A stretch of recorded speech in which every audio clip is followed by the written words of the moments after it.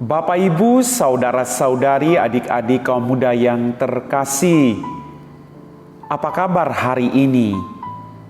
Kembali saya mengajak Anda untuk mendengarkan dan merenungkan firman Tuhan.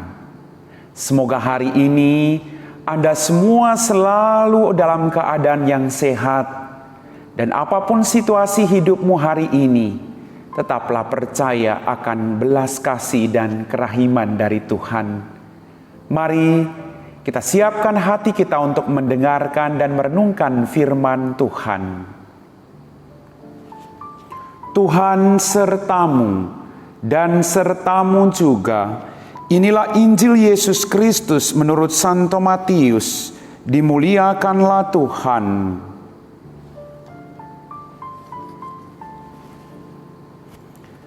Dalam khotbah di bukit, Yesus berkata kepada murid-muridnya, "Kamu telah mendengar firman, kasihilah sesamamu manusia dan bencilah musuhmu.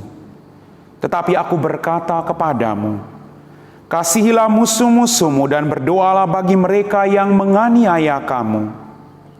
Karena dengan demikian, kamu menjadi anak-anak Bapamu yang di surga. Sebab Ia membuat matahari terbit bagi orang-orang yang jahat dan bagi orang yang baik pula. Hujan pun diturunkannya bagi orang yang benar dan orang yang tidak benar. Apabila kamu mengasihi orang yang mengasihi kamu, apakah upahmu? Bukankah pemungut cukai juga berbuat demikian? Dan apabila kamu hanya memberi salam kepada saudara-saudaramu saja, apakah lebihnya daripada perbuatan orang lain? Bukankah orang yang tidak mengenal Allah pun berbuat demikian? Karena itu, haruslah kamu sempurna, sebagaimana Bapamu yang di surga sempurna adanya." Demikianlah Injil Tuhan. Bapak, Ibu, saudara-saudari, adik-adik kaum muda yang terkasih, setelah kita mendengar firman Tuhan pada hari ini, mari kita berjuang untuk menemukan apa yang menjadi kehendak Tuhan bagi hidup kita masing-masing. Dalam permenungan saya, dalam firman tadi dikatakan, "Tetapi aku berkata kepadamu, kasihilah musuh-musuhmu dan berdoalah bagi mereka yang menganiaya kamu." Tuhan Yesus mengajak Anda dan saya untuk mengasihi musuh kita dan berdoa bagi mereka yang menganiaya kita. Suatu pekerjaan yang tidak akan pernah mudah. Apalagi mengasihi orang yang selalu sering sekali menyakiti dan melukai perasaan kita. Bapak, Ibu, saudara-saudari, adik-adikku yang terkasih, ada seorang ibu yang datang kepada saya, lalu dia berkata demikian, "Pastor, saya mau memaafkan suami saya, tapi tunggu perasaan saya sembuh dulu, Pastor." Kemudian saya mengatakan kepada ibu itu, "Kapan perasaan ibu sembuh? Apakah ibu tahu kapan perasaan ibu sembuh? Jangan-jangan perasaan kita belum sembuh, lalu kita sudah dipanggil oleh Tuhan, lalu kita membawa segala kebencian, dendam kita. Maka mengampuni orang lain itu bukan soal tunggu perasaan kita sembuh, tetapi bagaimana kita punya kehendak dari hari ke hari, belajar untuk mendoakan dan mengampuni orang yang telah menyakiti dan melukai perasaan kita." Sekali lagi, saya tidak mengatakan bahwa itu pekerjaan yang mudah. Tetapi selama kita tidak berjuang dan berusaha, kita tidak akan terlepas dari kebencian dan amarah. Hari ini Yesus mengajak kita untuk mengasihi orang yang membenci kita dan mendoakan mereka. Karena bagi Yesus, mengasihi orang yang mengasihi kita adalah hal yang biasa. Sedangkan mengasihi orang yang memusuhi kita adalah hal yang luar biasa. Dan kalau kita melakukan demikian, kita akan menjadi sempurna seperti Bapa kita sempurna adanya. Maka jelas tadi firman mengatakan, dan apabila kamu hanya memberi salam kepada saudaramu saja, apakah lebihnya daripada perbuatan orang lain? Bukankah orang yang tidak mengenal Allah pun berbuat demikian? Kita diajak oleh Tuhan untuk terus melakukan kebaikan sekalipun kita berhadapan dengan ketidakadilan. Untuk terus memaafkan orang lain sekalipun kita tetap diperlakukan tidak adil dalam kehidupan kita. Memang sulit Bapak Ibu. Saya tidak pernah mengatakan itu mudah. Tetapi dengan memaafkan dan mendoakan orang lain, kita tidak beri sesuatu kepada orang lain sebenarnya.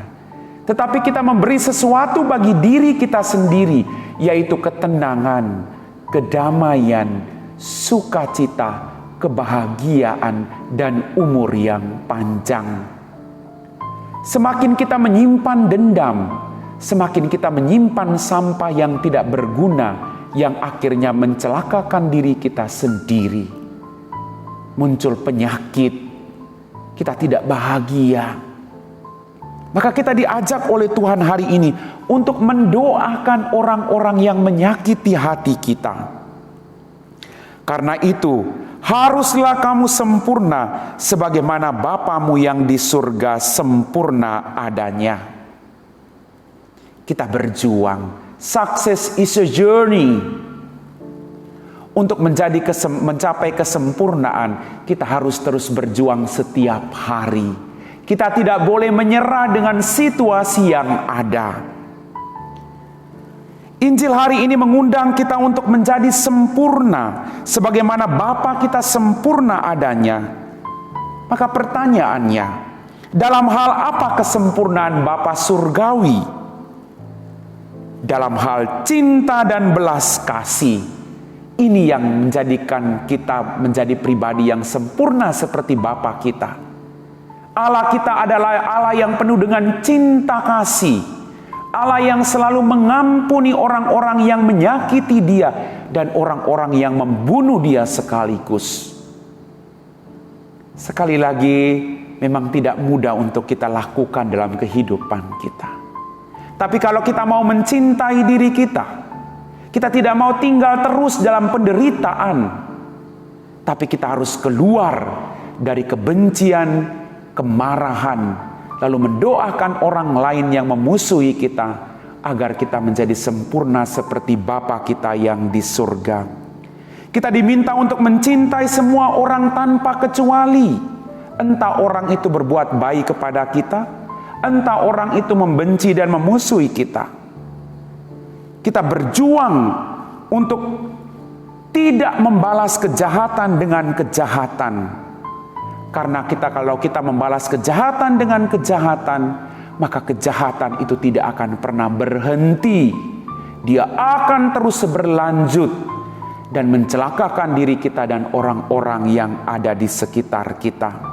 Kita bukan orang yang sempurna, tapi yakinlah Bapa kita pasti akan menuntun dan membantu kita, karena Dia sendiri telah menunjukkan jalannya kepada kita, yakni mencintai sehabis-habisnya bagi kita manusia yang lemah dan berdosa ini. Inilah jalan kesempurnaan yang ditunjukkan oleh Bapa kita yang ada di surga. Maka mari kita mohon kekuatan dan berkat dari Bapa kita, agar kita sanggup berjalan dalam jalannya dan meraih medali kesempurnaan dari Bapa kita yang ada di surga. Amin.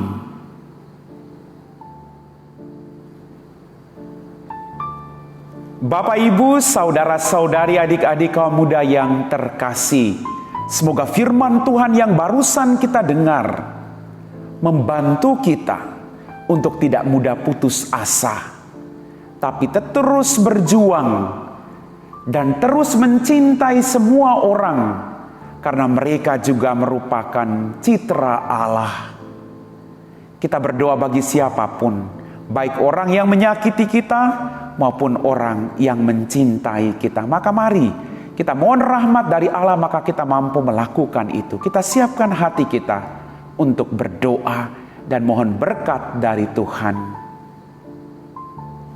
Dalam nama Bapa dan Putra dan Roh Kudus. Amin. Ya Tuhan Allah Bapa kami dalam kerajaan surga, sabdamu sungguh kekal.